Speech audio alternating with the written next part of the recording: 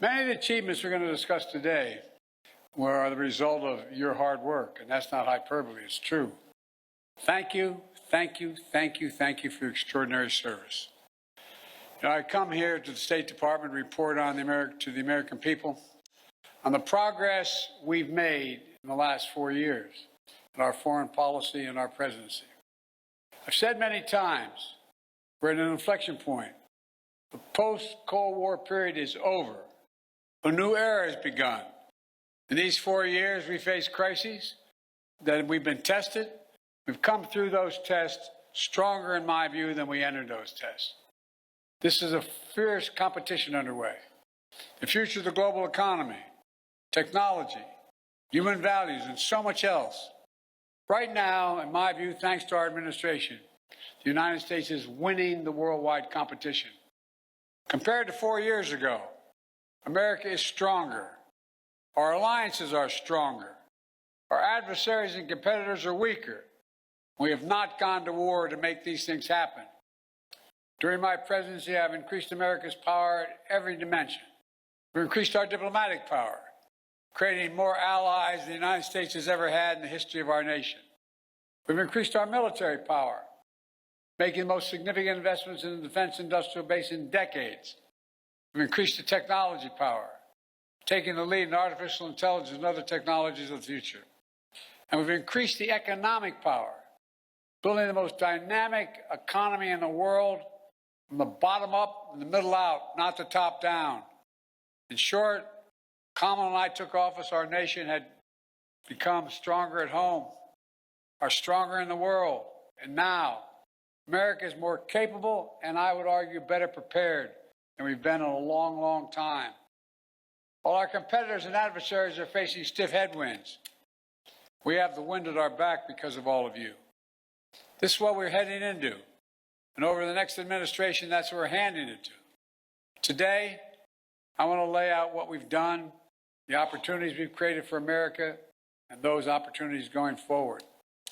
Today, I can report to the American people, our sources of national power are far stronger than we were when we took office. Our economy is booming, although there's more work to do. Our technologies, from artificial intelligence to biotech, quantum, and to advanced semiconductors, are the envy of the world. And we have made the most significant investments in America and the American workers since the New Deal. To rebuild our roads and bridges, our ports and airports, clean water systems, affordable high-speed internet, and so much more. To build American manufacturing, to make advanced semiconductors, which we invented here at home. We made the largest investment in climate and clean energy ever anywhere on Earth in the history of the world, spurring nearly $500 billion in private sector investment. We've also significantly strengthened the defense industrial base, investing almost $1.3 trillion in procurement and research and development. In real dollars, that's more than America did in any 4-year period during the Cold War. This is going to ensure that we're fully equipped to fight and win wars, which is also the best way to deter wars in the first place. Today, I can report to the American people, our alliances are stronger than they've been in decades. NATO is more capable than it's ever been. And many more of our allies are paying their fair share. Before I took office, 9 NATO allies were spending 2% of their GDP on defense. Now, 23 are spending 2%. And look at the Indo-Pacific. We've made partnerships stronger and created new partnerships to challenge China's aggressive behavior and to rebalance power in the region.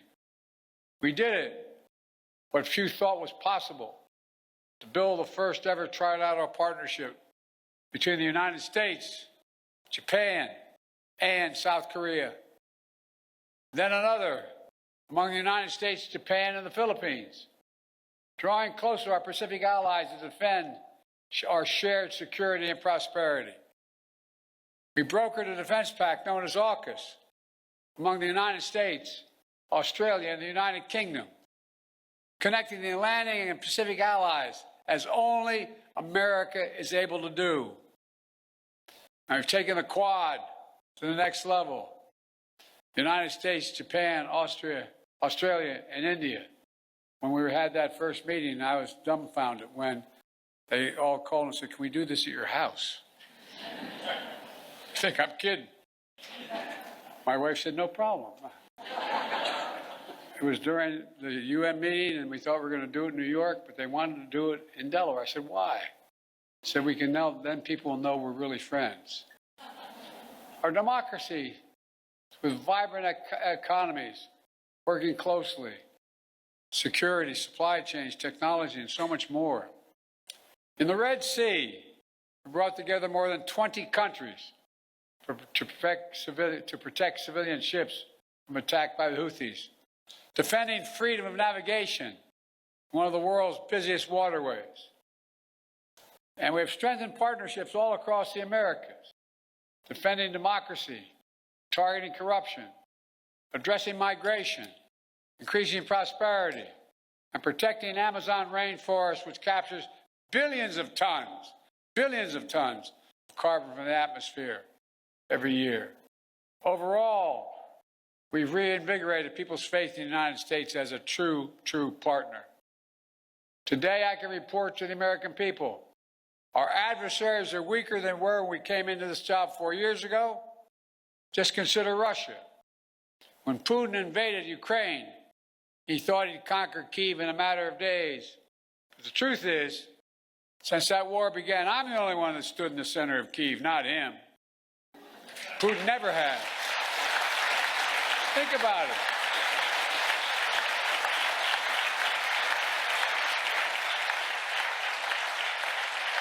It was a long train ride, but I'm the only commander-in-chief to visit a war zone not controlled by U.S. forces. We helped Ukrainians stop Putin. And now, nearly three years later, Putin has failed to achieve any of his strategic objectives.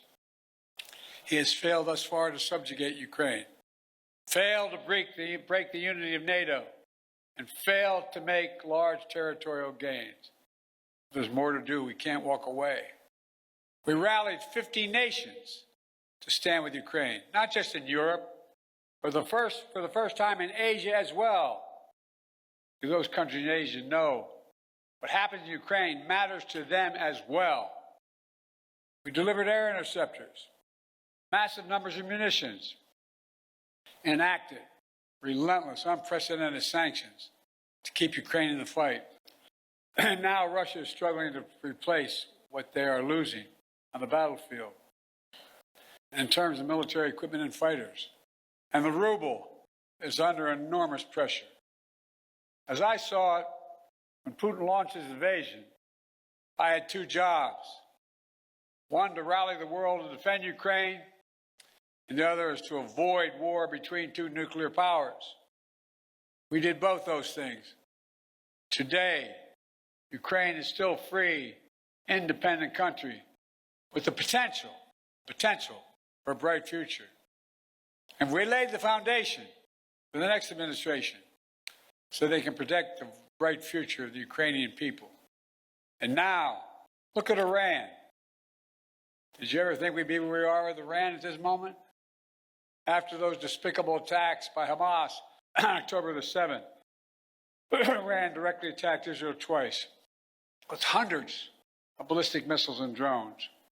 And twice they failed because the United States organized a coalition of countries to stop them and ordered U.S. aircraft to come to the defense of Israel. Now, Iran's air defenses are in shambles. Their main proxy, Hezbollah, is badly wounded.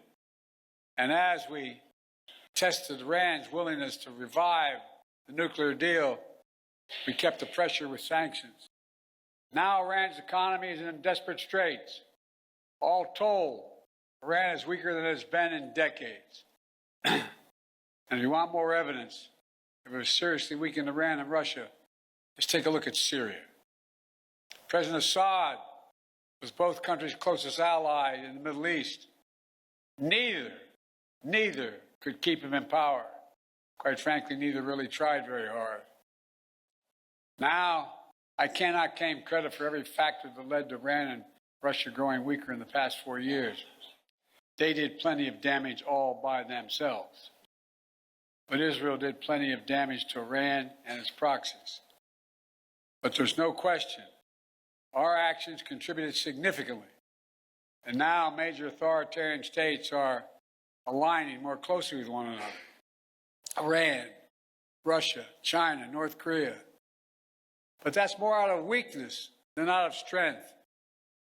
So as the new administration begins, the United States is in a fundamentally stronger position with respect to these countries than we were 4 years ago. Today, I can report to the American people we're in a better strategic position in the long-term competition with China than we were when I took office.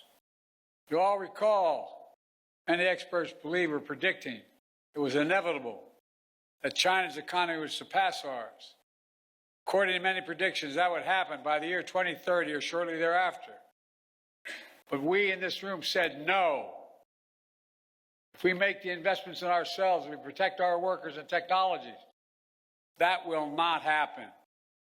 Now, according to the latest predictions, on China's current course, they will never surpass us, period. I met one-on-one with President Xi in consequential summits. He and I have always been direct and straightforward with each other. I made it clear we expect China and everyone to abide by the international rules. And so we stood up against unfair trade practices, taking action when China dumped subsidized goods, incredibly subsidized, on our markets to undercut our workers. We imposed target tariffs, critical sectors like cars, steel, and semiconductors, rather than across-the-board tariffs. We imposed historic export controls on investments, restrictions, to ensure that China cannot use the most advanced technology and sensitive data against us. And critically, we enlisted our allies and partners to join us, building more convergence among our allies on a shared approach to China than ever existed, and showing that it's more effective to deal with China alongside of partners rather than going it alone. But even while we compete vigorously, we've managed our relationship with China responsibly, so it's never tipped over into conflict. We've created lines of communication between President Xi and myself, and between the leaders of our militaries, to avoid misunderstanding. We found ways to work with each other, to address climate change, to reduce the flow of fentanyl in the United States, which, by the way, overdose deaths are coming down across our nation. And in my administration, we've seized more fentanyl at our border in 2 years than the previous 5 years combined. Today, I can also report to the American people, we're the first president in decades who's not leaving a war in Afghanistan to his successor. But we've got bin Laden during the Obama-Biden administration. The primary objective of war had been accomplished. And I believe that going forward, the primary threat of al-Qaeda would no longer be emanating from Afghanistan, but from elsewhere. And so we not need to station a sizable number of American forces in Afghanistan. So when I took office, I had a choice. Ultimately, I saw no reason to keep thousands of servicemen in Afghanistan. I think I have my schedule with me, and I keep on my, I don't here, don't have, but I keep on the back of my card the actual number of dead and wounded that occurred in our longest war, to remind myself. Keep spending hundreds of millions of dollars a day. We're no longer doing that. In my view, it was time to end the war and bring our troops home, and we did. I commend the courage of all those who served in Afghanistan. We grieve all 2,461 Americans who made the ultimate sacrifice in the longest war in American history. And I grieve those brave service members whose lives were lost during the withdrawal. We also thank those inside and outside of government who have done so much to help thousands of Afghan families resettle in the United States. Remember, Critics said if we entered the war, it would damage our alliances and create threats to our homeland from foreign directed terrorism out of a safe haven in Afghanistan. Neither has occurred. Neither has occurred. And our alliance has stayed strong. We've used our over-the-horizon capabilities to strike in Afghanistan and elsewhere when we had to. For instance, eliminating Zawahiri, the leader of al-Qaeda, who helped orchestrate the September 11th attacks. And we did it without putting more American boots on the ground. And by ending the war, we've been able to focus our energy and resources on more urgent challenges. There is nothing, I can tell you from my conversations with both Xi and Putin, nothing our adversaries and competitors like Russia and China would have liked more than seeing us to continue to be tied down in Afghanistan for another decade. For all those reasons, ending the war was the right thing to do, and I believe history will reflect that. And from the moment I entered office, I also worked to free as many Americans as possible being held hostage, wrongfully detained overseas. We brought home more than 75 Americans by last count. In some cases, it took months, even years of effort, like the prisoner swap with Russia over the past summer.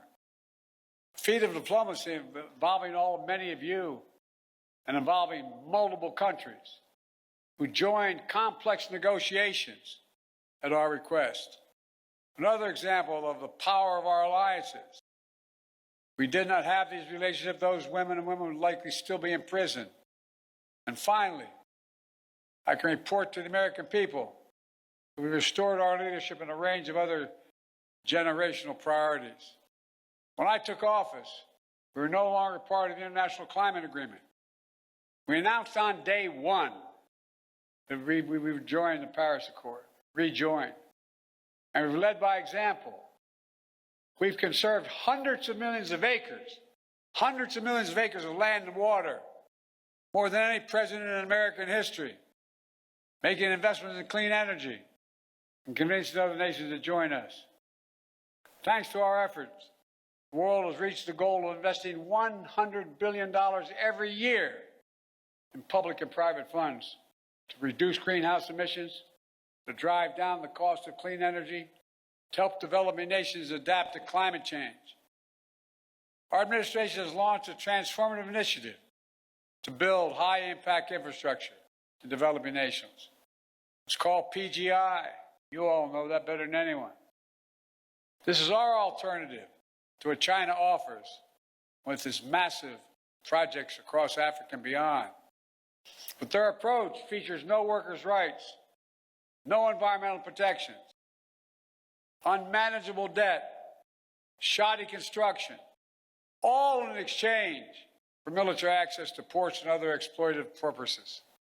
By contrast, we've leveraged $600 billion and unleashed the private sector to build an infrastructure in order to grow economies and combat climate change. As an example, I was recently in Angola to see a major project being built with the help of American public funding, which brought in even more private investment. We're building the first ever transcontinental railroad across Africa. It will significantly improve the economies of the region. Will help farmers transport crops to new global markets. Will transport critical minerals that are needed for electric vehicles and semiconductors. China used to control the supply chains in these materials, but not for long. Now, make no mistake, there are serious challenges the United States must continue to deal with.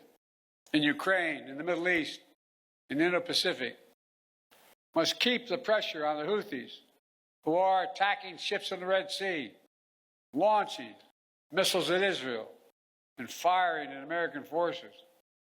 Must deter North Korea as they rattle their saber and draw closer to Russia. And new challenges will certainly emerge in the months and years ahead. But even so, it's clear my administration is leaving the next administration with a very strong hand to play. And we're leaving them in America with more friends and stronger alliances, whose adversaries are weaker and under pressure. An America that once again is leading, uniting countries, setting the agenda, bringing others together behind our plans and visions. In America, which is no longer at war, which has made historic investments in American workers, American energies, American factories, generating the strongest economy in the world, which is now in a much better position to win the future against any competitor. These wins are not partisan. They're American. They benefit all Americans and reflect America's endless capacity for leadership and reinvention. Look, folks, the United States should take full advantage of our diplomatic and geopolitical opportunities we've created to keep bringing countries together to deal with challenges posed by China, to make sure Putin's war ends in a just and lasting peace for Ukraine, and to capitalize on a new moment for a more stable, integrated Middle East. To do that, the next administration must make sure the fall of Assad does not lead to the resurgence of ISIS in Syria and across the region. We must carry forward the commitment that America will never, never allow Iran to acquire a nuclear weapon. And on the war between Israel and Hamas, we're on the brink of a proposal that I laid out in detail months ago, finally coming to fruition.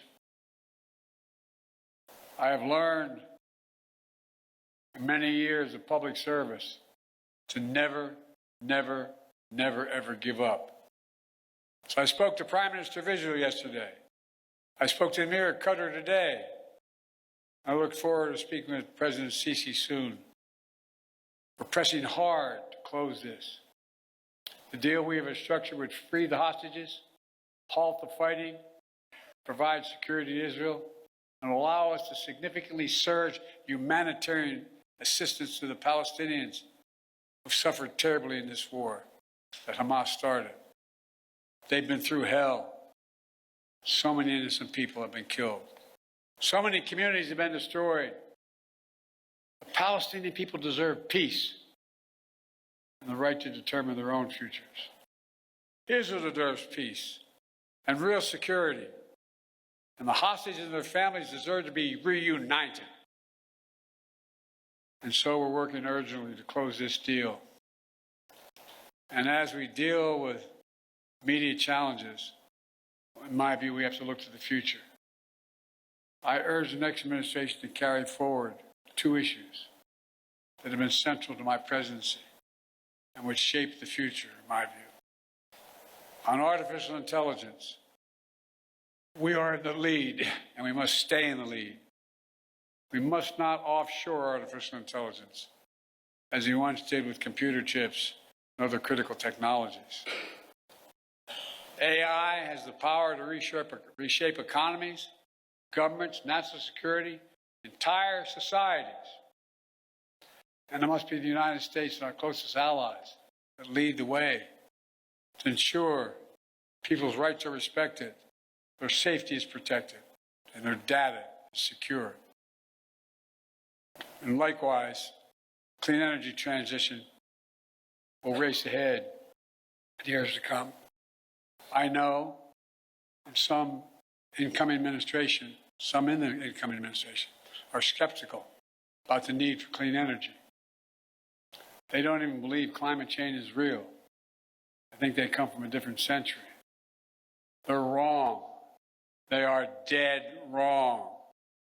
It's the single greatest existential threat to humanity. The clean energy transition is already happening. China is trying to dominate the clean energy, manufacturing, critical materials, supply chains. They want to capture the market of the future and create new dependencies. The United States must win that contest. We will shape the global economy and the planet for decades to come. Let me close with this. Like many of you, I've dedicated a significant portion of my career to our nation's foreign policy. As chair of the Foreign Relations Committee as a senator, vice president for 8 years, and now president of the United States. I put together one of the most competent foreign policy teams, I would argue, in American history, sitting in this room and before my eyes. Throughout my career, the world has undergone tremendous change. But certain things have always held true. At our best, America leads not only by the example of our power, but the power of our example. In the past 4 years, we've used that power, not to go it alone, but instead to bring countries together, to increase shared security and prosperity, to stand up to aggression, and to solve problems through diplomacy wherever possible, and to relentlessly defend democracy, civil rights, and human rights. Because that's who we are. That's who we are. You heard me say it many times before. We're the only country on earth founded on idea. Every other country is founded on geography, religion, ethnicity, or some other unifying factor. But America was built on an idea, literally, not figuratively. That idea was all women and men are created equal. The idea that has inspired the world for 250 years and counting. We're always reaching to do better, always looking to the future, not our best, always seeking progress for our people and for people everywhere. It's been the honor of my life to serve as your president. Today, I'm optimistic about our future, as optimistic as I've ever been. Just have to remember who in the hell we are. You've heard me say it many times. We're the United States of America, for God's sake. There is nothing beyond our capacity if we do it together and commit to it. Nothing. So thank you all for all you've done. I hope many of you are going to be staying in the next administration to keep this moving. May God bless you all, and may God protect our troops. Thank you, thank you, thank you. Thank you.